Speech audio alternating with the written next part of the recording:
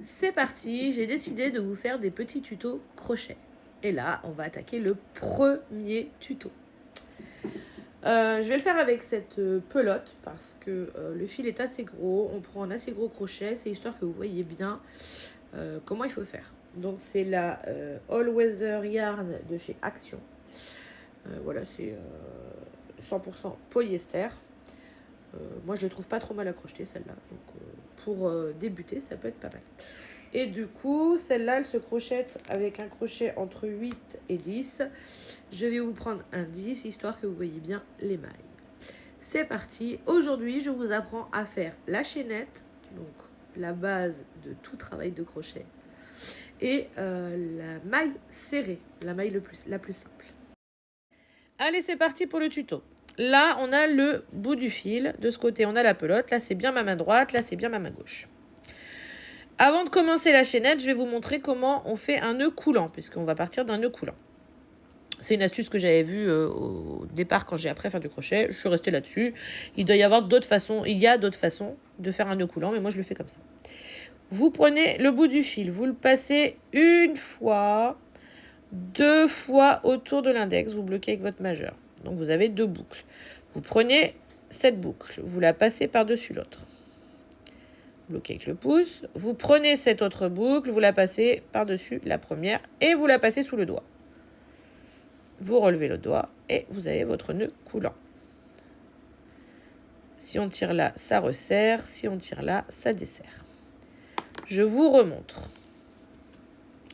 Vous passez le fil par-dessus l'index, vous repassez le fil.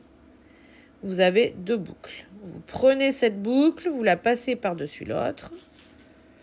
Vous prenez cette autre boucle, vous la passez par-dessus la première et vous la passez sous le doigt et vous relevez le doigt. Voilà. Vous avez votre nœud coulant.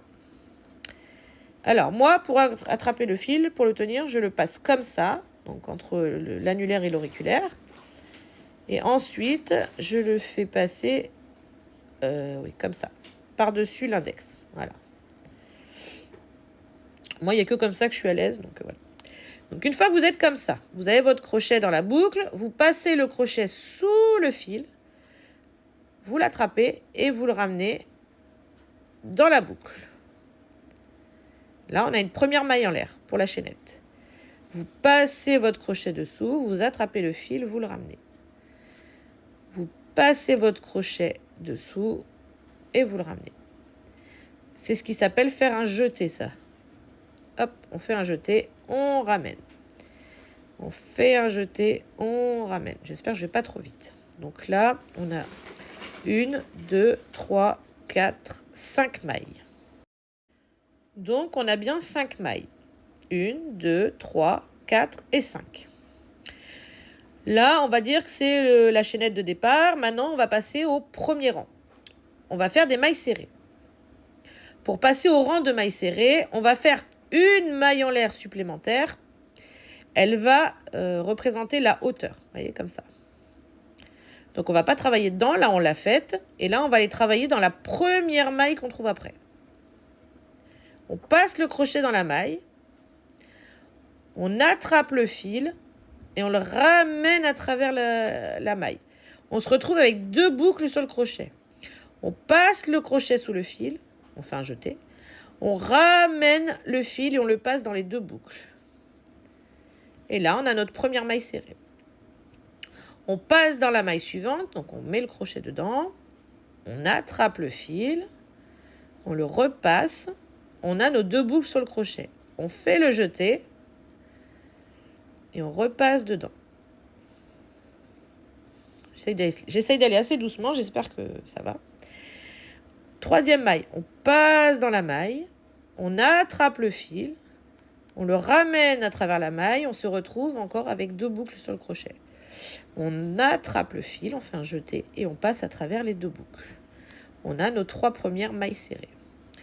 Je vais faire les 2 dernières. Ici. On attrape le fil. On a 2 boucles. On ramène le fil à travers les 2 boucles. Et la dernière, ici. On attrape le fil. 2 boucles. Et on passe le fil à travers. On vient de finir notre premier rang de mailles serrées. Donc là, vous pouvez voir qu'on a 1, 2, 3, 4, 5 mailles. Les mailles, elles font des V, ce qui est plutôt joli. Par contre, quand on regarde le dessous, où il y avait notre chaînette de départ, on n'a pas de mailles en V, on a des traits. Esthétiquement, c'est pas très joli. Si ça devait être un bord, ça fait moins joli que ça. Et en plus, si c'est une partie que vous devez raccorder à une autre pièce de votre ouvrage, c'est plus pratique si vous aviez des mailles en V comme ici. Donc, je vais vous montrer une astuce pour faire votre démarrage d'ouvrage, mais en ayant des mailles en V des deux côtés. Allez, je défais et je vous montre.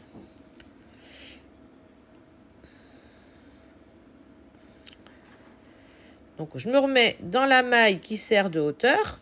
Donc, on a bien toujours nos 5 mailles. 1, 2, 3, 4, 5. Alors, jusque-là, on passait ici dans les mailles. Vous voyez ? Là, ce qu'on va faire, c'est qu'on va tourner la chaînette et on va aller travailler derrière. Vous voyez, à chaque maille, on a une bosse. 1, 2, 3, 4, 5. Et bien là, on va aller piquer le crochet dans chaque bosse. Donc, on passe le crochet sous la bosse. Hop. Après, ça va se travailler comme les mailles serrées que je vous ai montré avant. On attrape le fil, on le repasse sous la bosse et on se retrouve avec nos 2 boucles sur le crochet. On fait un jeté et on passe à travers les 2 boucles. On va sous la deuxième bosse. On attrape le fil, on le ramène sous la bosse. On a nos 2 boucles.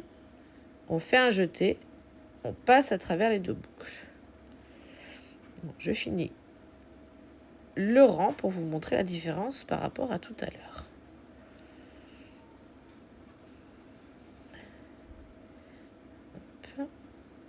Quatrième bosse. Et là, on passe sous la dernière bosse. C'est pareil, si vous faites des bases de sac ovales, par exemple, ce sera beaucoup plus pratique si vous avez des mailles en forme de V de chaque côté. Allez, je vous montre. J'ai fini mon rang. Donc ça, c'est le dessus comme tout à l'heure. J'ai bien mes 5 mailles en V. 1, 2, 3, 4, 5. Maintenant, je tourne, je vous montre en dessous. Et j'ai aussi les mailles en V. 1, 2, 3, 4 et 5. Voilà, comme ça, esthétiquement, des deux côtés, c'est pareil. Et ce sera plus pratique si vous faites, par exemple, une base ovale pour un sac, par exemple, ou si vous raccordez 2 pièces d'un ouvrage. Je vous montre comment on fait pour passer au rang d'après. Donc, on est arrivé là. Donc, on a notre dernière maille serrée. On va faire une maille en l'air. Donc, on prend le fil, on fait un jeté et on passe à travers la boucle, comme pour la chaînette. Du coup, on a notre maille en l'air de hauteur. Pour aller faire le deuxième rang, une fois qu'on a fait la maille en l'air, on tourne le projet. Et là, on va aller piquer dans chaque maille en passant sous les 2 brins. Chut, excusez-moi. On passe... Excusez-moi. Donc, je recommence. On passe dans la maille en passant sous les 2 brins. On attrape le fil, on le ramène à travers les 2 brins et on a nos 2 boucles. On fait un jeté, on passe à travers les boucles.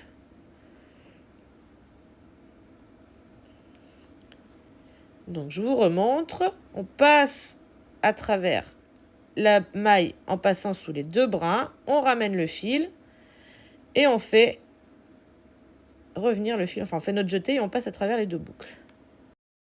Allez, je continue. On passe le crochet ici. On passe sous les 2 brins. On attrape le fil, on le ramène. On a nos 2 boucles. On fait un jeté, on passe à travers les 2 boucles.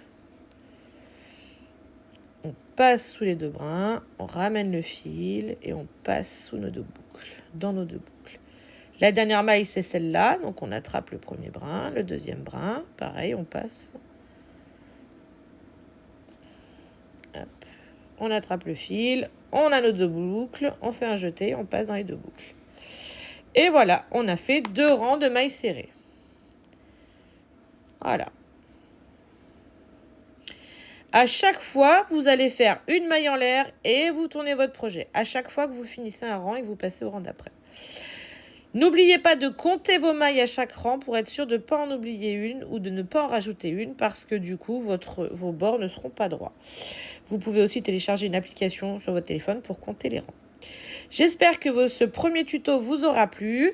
N'hésitez pas en commentaire à dire ce que vous en avez pensé. Je suis désolée, j'ai pas une super qualité d'image parce que j'ai pas un super matos pour filmer. J'investirai plus tard. Et n'hésitez pas à me demander des astuces que je vous ferai en tuto. Voilà.